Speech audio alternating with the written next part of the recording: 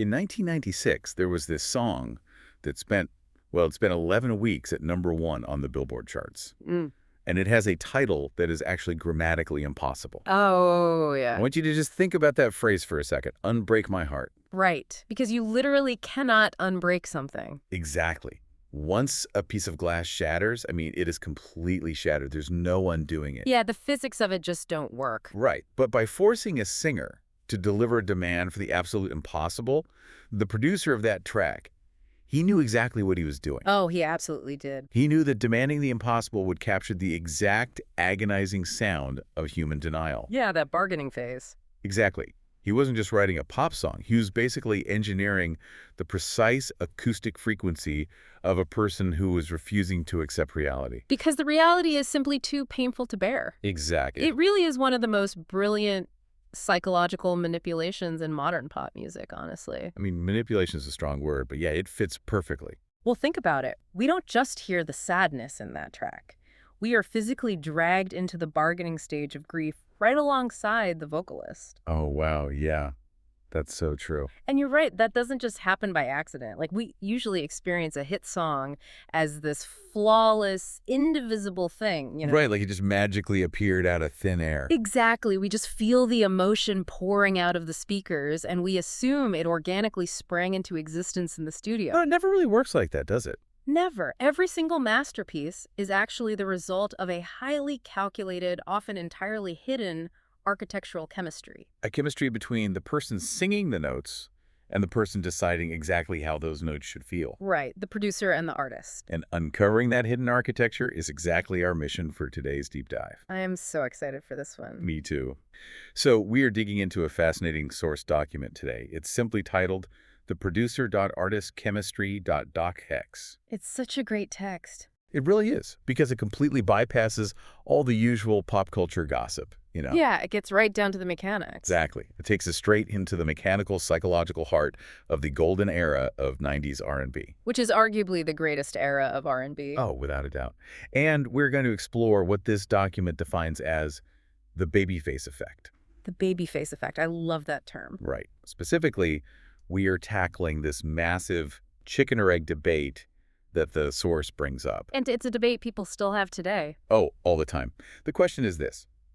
Was Toni Braxton a generational great entirely on her own, or was Babyface her secret weapon? Did he create her, or did she elevate him into an R&B icon? It's such a complex question. It forces us to examine the very DNA of artistic creation. It really does, because when you have two uniquely gifted individuals colliding in a recording studio, where does the inspiration actually originate? Right, like who is the architect and who is the foundation? Exactly. It is a question of agency and this profound symbiosis between two people. But wait, I have to say, I struggle a bit with this kingmaker narrative that the source document sets up right off the bat. Okay, let's get into it. Because before we even get to Toni Braxton, the text traces Babyface's origin story. Right, his time in the deal. Yeah, it talks about him leaving his R&B group The Deal to step behind the mixing boards. And the document calls him the undeniable kingmaker of 90s R&B. Which he was. Okay, but let's unpack this for a second. If Babyface was writing these generation-defining hits, why give him away at all? That's a fair question. Right, like why not keep Breathe Again for his own solo career? Was it some kind of artistic altruism? Or did he physically need someone else's voice because he couldn't execute his own vision? See, that is the perfect question to expose the reality of musical production. Okay, I'm listening. And it goes straight to the heart of why stepping out of the deal was such a monumental shift for him. So it wasn't just him being nice. No, it wasn't altruism, and it certainly wasn't a lack of vocal talent. I mean, Babyface is a phenomenal singer in his own right. Oh, absolutely. He has an incredible voice. But it was a recognition of the limits of a single biological instrument. Interesting. What do you mean by that? Well, think about it.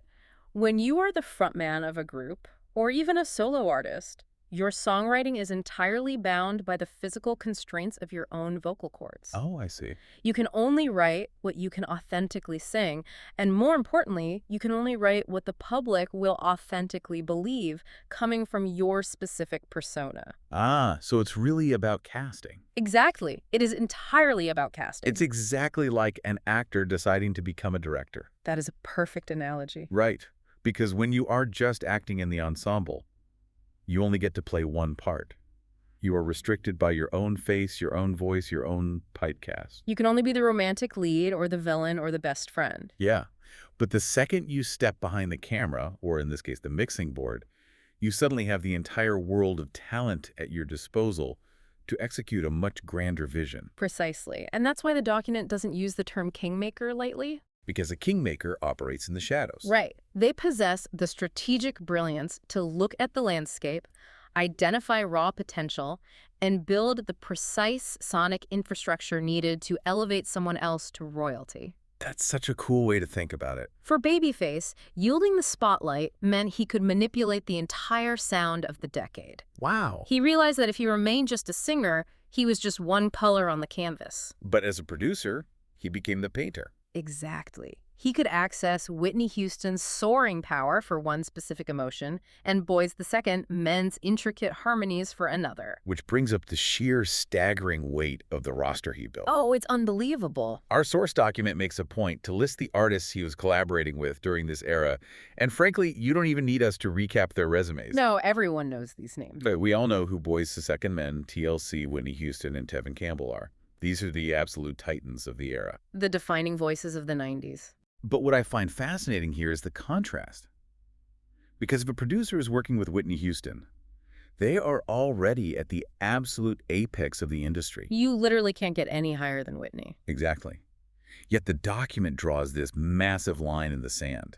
It explicitly states that despite this murderer's row of legendary collaborators, Toni Braxton was his perfect musical muse. And that distinction between a collaborator and a muse is so vital to understand. Okay, so break that down for us. What's the difference? Well, a collaborator, even a legendary one like Whitney Houston, executes a vision within an established framework. Okay. When Babyface produced for Whitney, he was writing for a voice that naturally reaches for the heavens. Right, she has that massive, soaring vocal range. Exactly. It inherently implies triumph.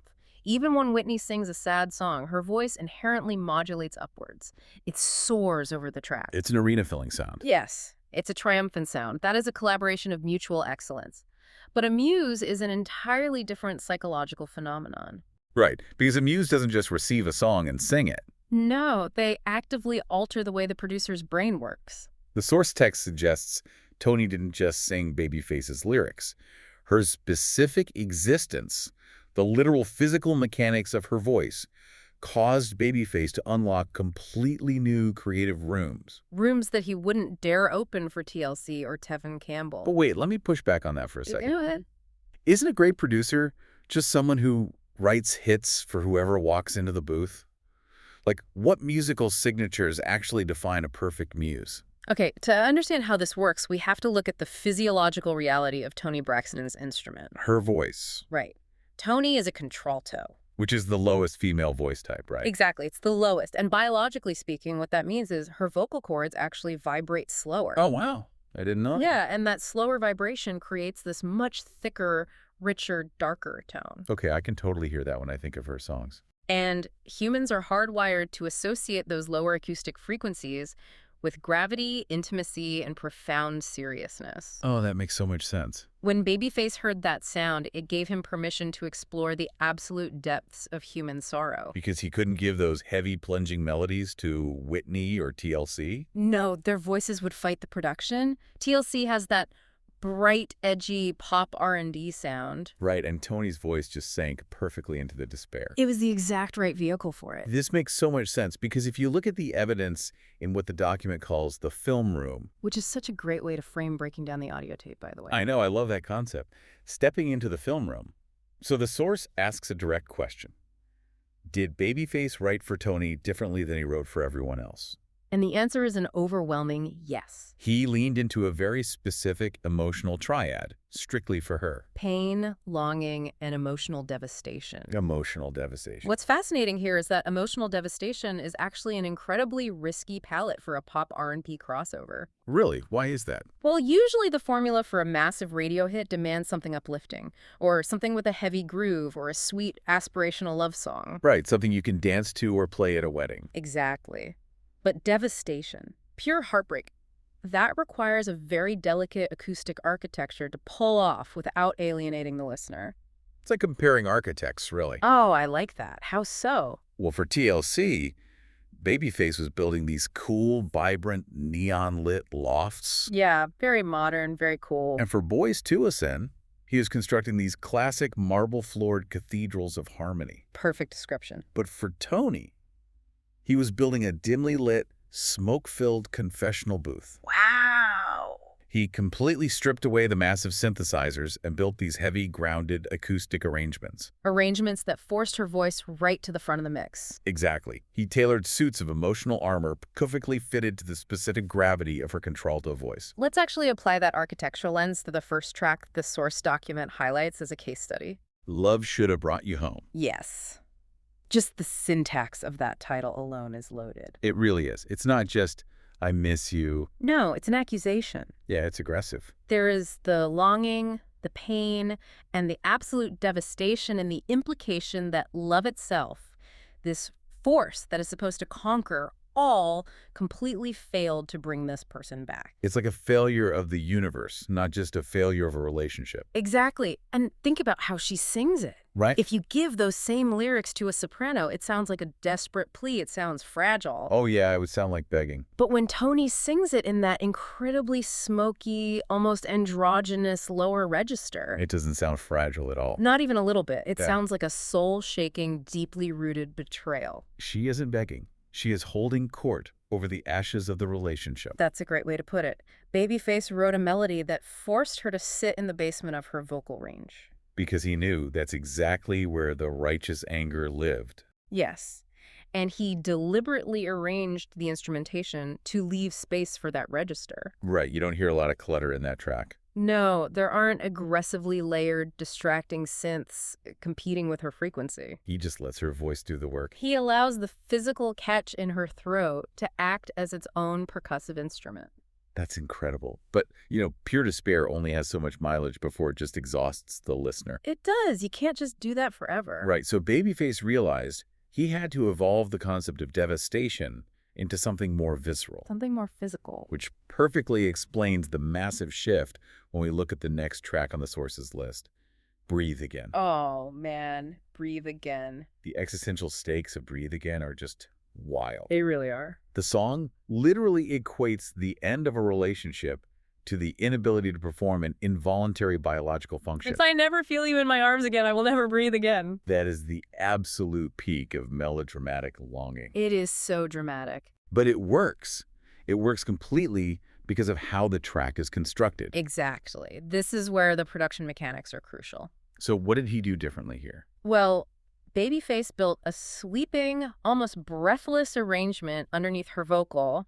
The tempo literally mimics the feeling of a panic attack. Oh, wow. A panic attack. Yeah, listen to the sweeping strings in the background. They aren't just there for atmosphere. What are they doing? They literally mimic the physical sensation of hyperventilation, of gasping for air. Oh my gosh, I never noticed that. He is matching the physiological panic of the lyrics with the acoustic movement of the orchestra. That is genius. Here's where it gets really interesting, though. Okay, where? Because then we get to the third song on the list, You're Making Me High. Yes. The pivot? Right. Because at first, listen, this track feels completely out of place in a triad of devastation. It really does. It's faster, it's undeniably sexy, it has this massive infectious groove to it. It's a total jam. I remember hearing this on the radio and just thinking it was a club anthem. Yeah. So how does this fit into a dynamic built on pain and longing? Well, because devastation isn't always about absence. Oh, yeah. Sometimes it's about the overwhelming, intoxicating loss of control. Oh, I see. You're Making Me High is a pivot in tempo, sure, but it is deeply anchored in intense, almost terrifying longing. Right. It's not a happy, upbeat love song. Not at all. If the first two tracks dealt with the void left by a partner, this track deals with the absolute surrender of bodily autonomy to desire. It is an obsession. Yes, the backline is hypnotic, and it mirrors a racing heartbeat. So he's still using the music to mimic physical sensations. Exactly. Babyface is still exploring the extreme edges of human attachment. He just moved from the emotional devastation of loss to the physical devastation of overwhelming lust. Wow. That completely changes how I hear that song, It's a brilliant progression. which perfectly sets the stage for the final case study in our document, the magnum opus. The big one. The song we started this entire deep dive talking about, Unbreak My Heart. It really is the masterclass of their entire symbiotic relationship. It is. So beyond the brilliant grammatical impossibility of the title, which we talked about, we have to talk about the physical production of this track. The way it was recorded is fascinating. If you listen closely to the opening verses, Toni sounds uncomfortably close. She really does. You can hear every intake of breath, every single crackle of her vocal cords. It's hyper intimate. Right. It doesn't sound like she's singing on a stage somewhere. It sounds like she is sitting on the floor in a dark room, crying directly into your ear. Yeah, and what you were describing there is the deliberate use of the proximity effect in audio recording. The proximity effect. Yeah. By having Toni sing incredibly close to the microphone, Babyface captured the lowest, warmest frequencies of her contralto voice. Okay. Along with every physical imperfection, the sighs, the breathiness, the breaking of the notes. He didn't try to smooth it out? No, he stripped away the polished sheen that usually coats pop music. He wanted the flaws. Exactly. And then he contrasts that hyper-intimate, devastatingly quiet verse with those massive, plunging string arrangements in the chorus. It literally forces you, the listener, to experience the emotional whiplash of grief. It does. The melody physically plummets down the scale before she is forced to wail those desperate high notes. And that's key, too. Why? Well, think about it. If he gave that arrangement to Whitney Houston, she would conquer those high notes effortlessly. Right. It would just be another soaring chorus for her. It would sound like a victory. But because Toni is a contralto, reaching those high notes sounds like a struggle. Oh, wow. It sounds like it literally hurts her to sing them. Yes, and that is the genius of the producer knowing his muse perfectly. That is just incredible. Which really brings us to the core debate of the source document, the creator versus the elevator. The chicken or the egg? Right. We've established this incredible architecture in the film room, but we have to answer the question. Did Babyface create Toni Braxton, or did Toni elevate Babyface? It's a tough call. Because from a purely mechanical standpoint, you could argue Babyface did all the heavy lifting. He did. He wrote the lyrics, he composed the chords, he arranged the strings, and he mixed the track. He built the entire house. He did. But a piece of sheet music sitting on a piano bench doesn't make millions of people cry. Precisely. A song requires a vessel. Right.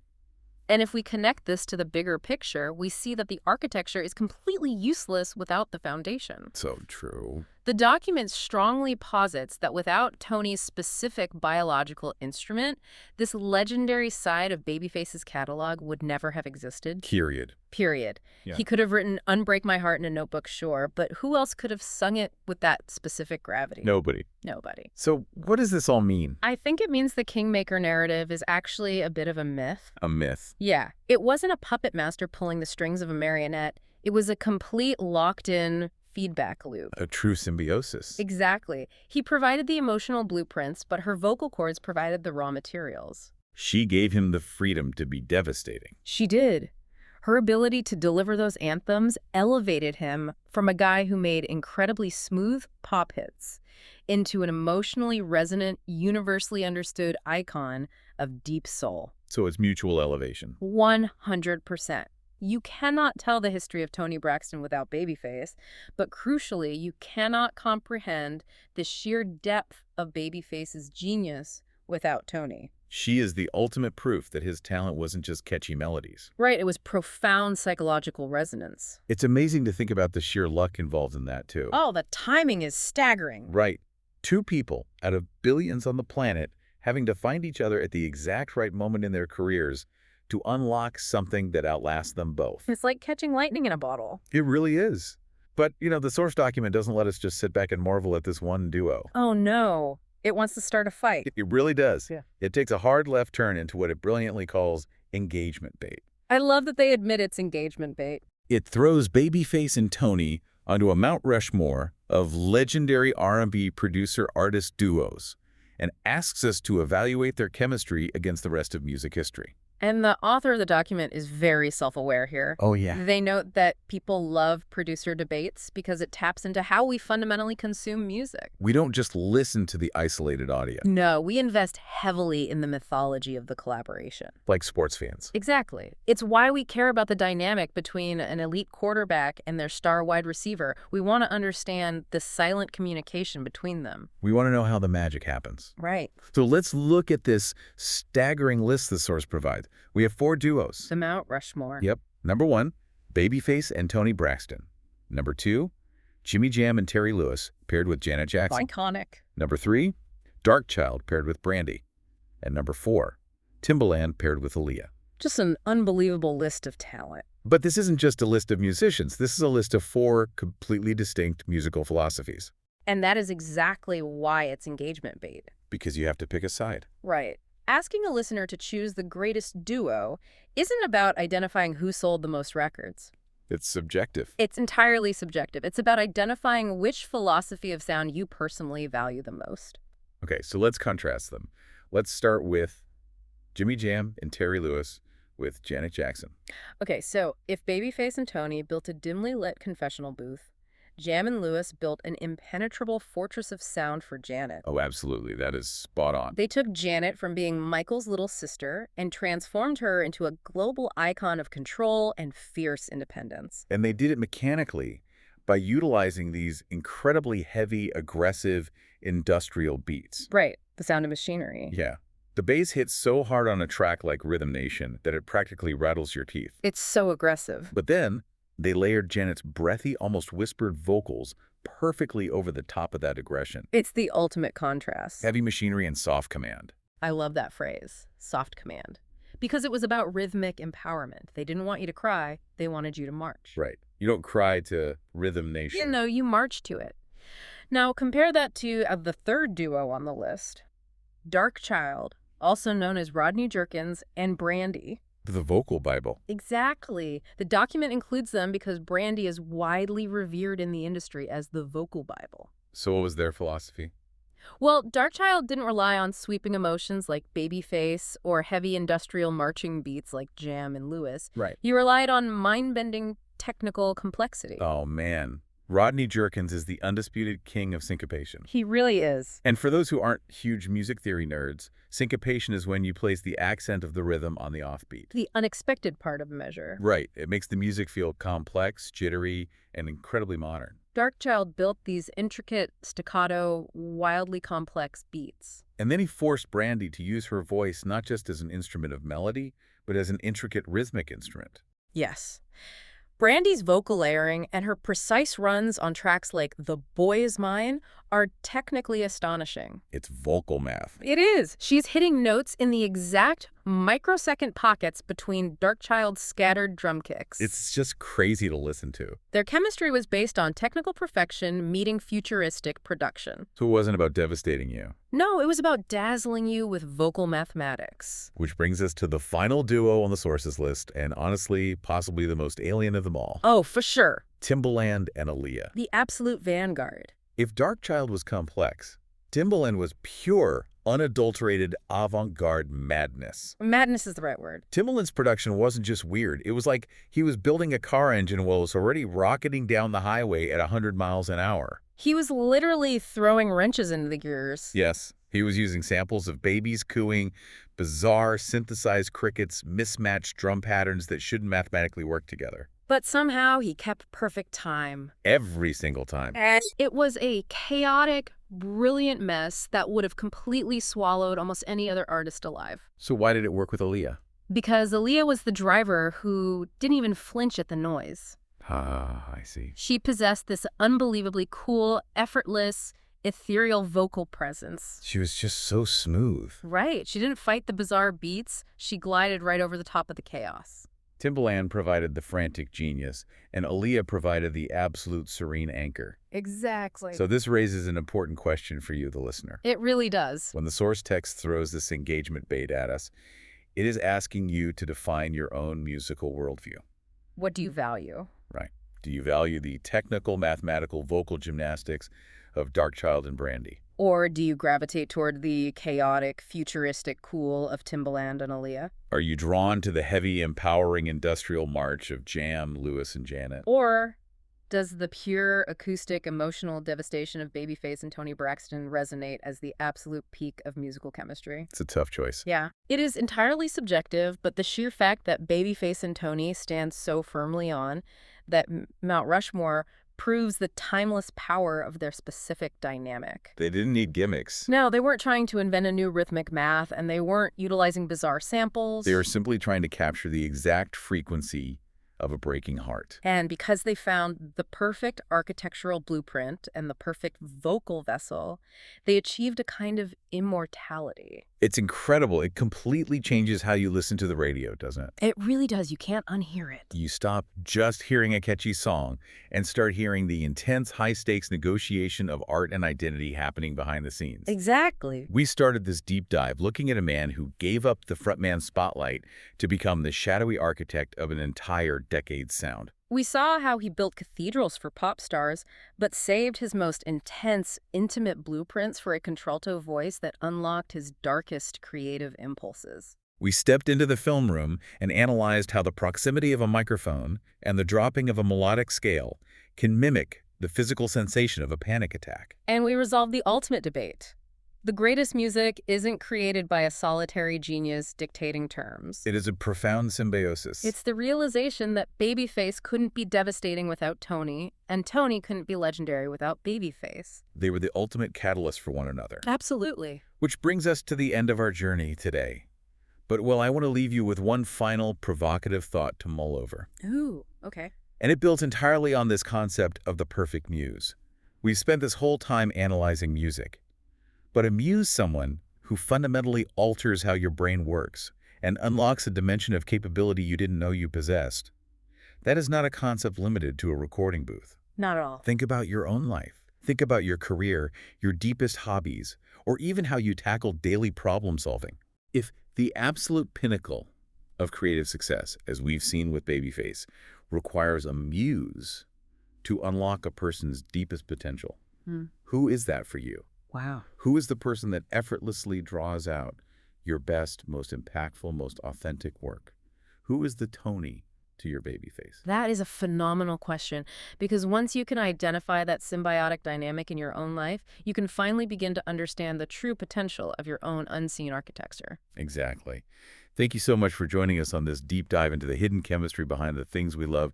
Keep asking the hard questions, keep listening closely to the details, and we will catch you next time as we continue to explore the fascinating mechanics of the information all around us.